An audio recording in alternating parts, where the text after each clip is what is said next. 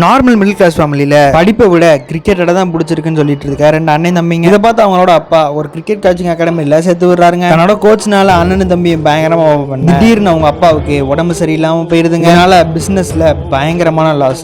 சாப்பாடுக்கு வழியே இல்லாம இருந்தவங்க, அதாவது சாப்பாடே இருந்தாலும் டே டு டே நீட்ஸை ஃபில் பண்ண முடியாத ஒரு நிலைமைங்க. அதனாலே கோச்சிங் காசு கட்ட முடியாதனால நாங்க விளைவிக்கிறோம் கோச் அப்படின்னு சொல்லி ஹர்திக்கு குருநாள் ரெண்டு பேர் ஆடுங்க, காசுலாம் வேணாம் அப்படின்னு சொல்றாரு. அதனால டக்குன்னு கோச்சிங்கை முடிச்சுட்டு வீட்டுல இருக்க கொஞ்ச செலவுக்கு பெட் மேட்ச் ஆடுவாங்க. இதுல முக்கியமா ஹர்திக் பாண்டியா லோக்கல்ல பயங்கரமா பர்ஃபார்ம் பண்ண ஒரு கிளப்புக்கு ஆட ஆரம்பிக்கிறாருங்க. இவரோட பெர்ஃபார்மன்ஸ் பயங்கரமா இன்க்ரீஸ் ஆக மும்பை இந்தியன்ஸ் 2015 ஆண்டு எடுக்கிறாங்க. 2013 தவிர மிச்ச 4 வருஷம் கப்படிக்கிறதுக்கு ஒரு மெயின் ரீசனாவே இருந்தாருங்க. இது ஒரு சைடு இருக்க இந்தியன் டீமுக்கும் ஒரு கான்ஸ்டன்டான பிளேயரா இருந்தாருங்க. 2022 2023 குஜராத்ல பயங்கரமா கேப்டன்சி பண்ணி 2022 ஒரு கப்பு, 2023 ஆல்மோஸ்ட் ஒரு கப். தேவையில்லாம மும்பை இந்தியன்ஸ் கேப்டன்சி ஆசைப்பட்டு மனதளவுல வந்து போயிருந்தாலும் கம்பேக் ஸ்ட்ராங்கர் சாம்ப்